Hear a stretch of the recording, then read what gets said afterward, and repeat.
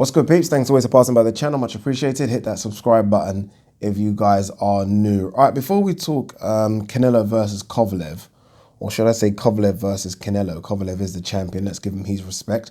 I want to touch on or talk about very quickly a tweet that I got. Someone, do you guys follow me on Twitter? You should. Ade_Oladipo1. Yeah, that's my Twitter page. Please follow me. I do tweet quite a lot of shit. Someone, I think it was a guy called B Sample, responded to a tweet I put up and said that Usyk, to him, as of right now, is just a hype job. Now, my mum always used to say, if you're not going to say anything smart, don't say it. That was in reference to when I used to back chat back to her. Stop, B Sample. Stop yourself right there, mate. I mean, I then tweeted the accolades of Usyk, which was Olympic gold medal, heavyweight, World Championship gold medal, heavyweight, unified the cruiserweight division, undefeated in 17 fights, 13 knockouts, won every single award you could win for 2018, best boxer this, best boxer that, everything you could win, World Boxing Super Series champion. All of these fights at world titles, or 4 world titles, sorry, have been away from home. Away from home. I think 90% of them in the fighter's backyard. If that's a hype job, my friend, B Sample, I like that name actually, then that is the best hype job ever created by mankind. You don't need to like someone. Sometimes facts are facts, right? You just look at it and you think, oh, well, fuck it. It can't be a hype job. That's not a hype job. None. So take it back. Take it back. Everyone go and follow him and tell him to take that tweet back. It's ridiculous. All right, let's talk Kovalev versus Canelo, which is this weekend. This weekend, I feel like it's just crept up on us. Sometimes I wonder if it's because we're not in America that we're not feeling the oomph and hype for this fight, because I can't lie to you, I'm not. And I should be. Canelo's jumping up 2 weight classes to take on, I think, one of the best light heavyweights of his generation in SERGEY KOVALEV. Yes, he's coming to the end. I think we all know that, right? We're not going to get into that. But regardless, we should be a bit hyped for it. Why aren't we hyped, people? Or is it just me? Am I speaking for the minority or the majority here? I think I'm speaking for the majority. I don't think people are hyped for this fight. And this should be a big fight. It is a big fight, isn't it? No? Yes? Is it just that 8th round? Is that the problem? That 8th round against Anthony Yarde? Because that's, in my head, the problem. I think I can't get over that. I don't know why. If that 8th round hadn't happened, say you remove, this is obviously, you can't do this, but say you remove the 8th round from that fight, it then just becomes almost a boxing clinic and the fight being stopped on a jab.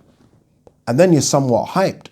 But you put that 8th round in and you see the body shots, you see the head shots, you see his legs stiffen, his legs wobble, and you think, oh, God.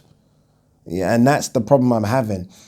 Maybe also, to compound that, I guess it feels like Kovalev only fought 2 weeks ago. I know it was in August, but it doesn't feel that far away, does it?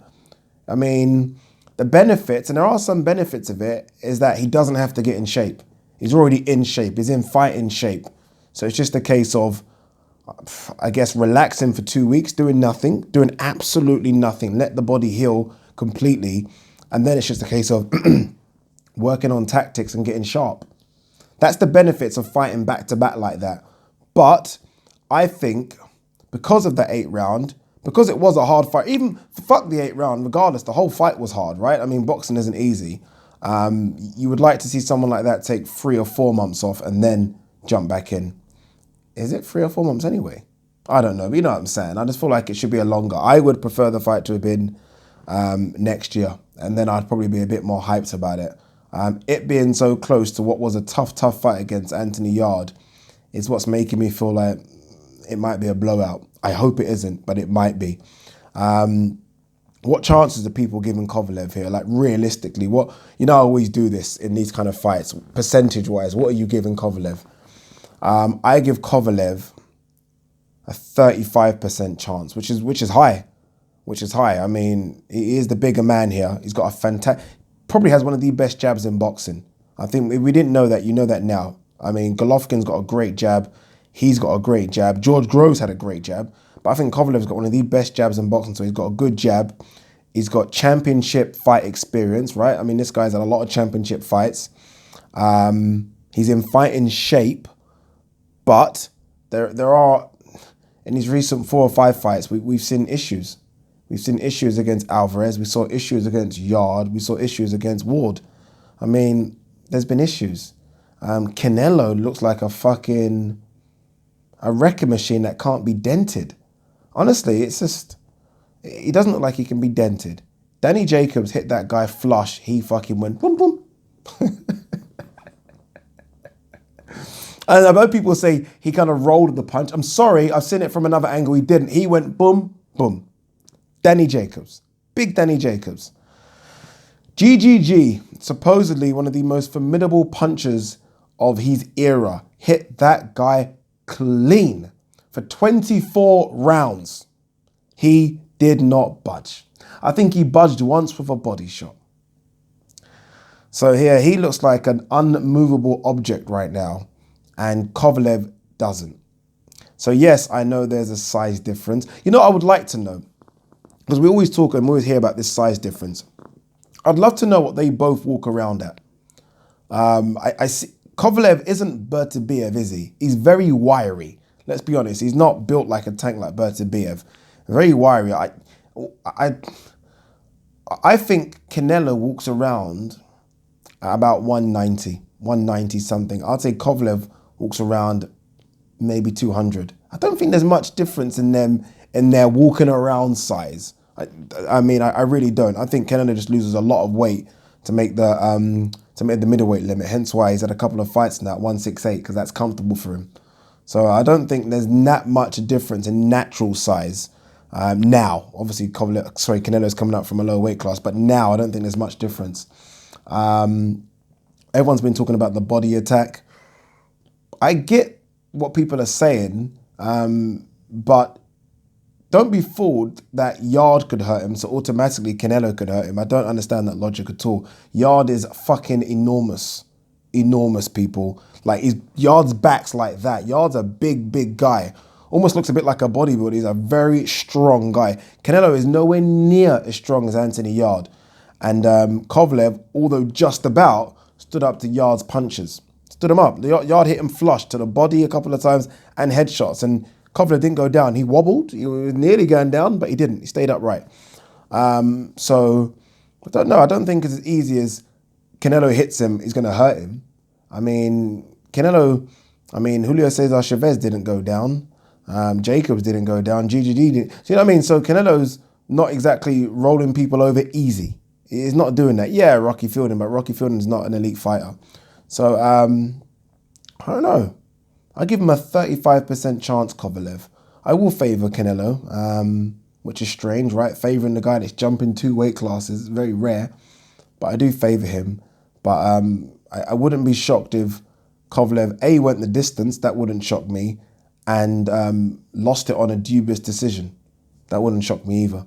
Obviously, if it goes points, there's only one winner here. But it wouldn't shock me if Kovalev surprises people. What I would like to see from Kovalev, and no one's really talking about it, and it could be a massive X factor in this fight, is the crusher, right? Kovalev, let's not forget, was considered one of the most formidable punchers of this generation of any weight class. I mean, Kovalev hit you, and people used to say it was like a fucking sledgehammer. Remember when Nathan Cleverly was describing the punch power, and he said it was like a sledgehammer? Jean Pascal, I think, said something similar too. Kovalev was considered a fearsome puncher. Fearsome. We haven't really seen that recently. Yeah, he put Ward down, but didn't really dent Alvarez like that. And Yard went down more from being tired rather than Kovalev's power. If Kovalev has any of that power left and lands clean on Canelo, you never know. You never know. But it doesn't seem like the power was still there. But it'd be good to see if he can land something clean early and get Canelo's respect. And then we can have a really good fight between two very highly skilled and elite boxers. But back to the beginning question. Are you guys excited for it? No one seems to be talking about it. And what kind of fight are you expecting? I am excited, I have to admit. Again, the 8th round had me a bit scared, but I am excited. And I'm expecting a very good fight, Again, I said 65-35 in favor of Canelo. That's a good fight, people, and it should be a good one. We're lucky in the sense we've had, and I'm waffling on here now, I do apologize, we are going to end this video soon. We're lucky in the fact that we've had 3 or 4 big fights turn out to be fight of the year so far. It started with Spence Porter, we got it again with GGG Derevchenko, and obviously on the weekend just gone, we had it with Prograde Taylor. Could we get it again with Canelo Kovalev? I hope so, I really do hope so. What do you guys think? Anyway, let me know. Peace.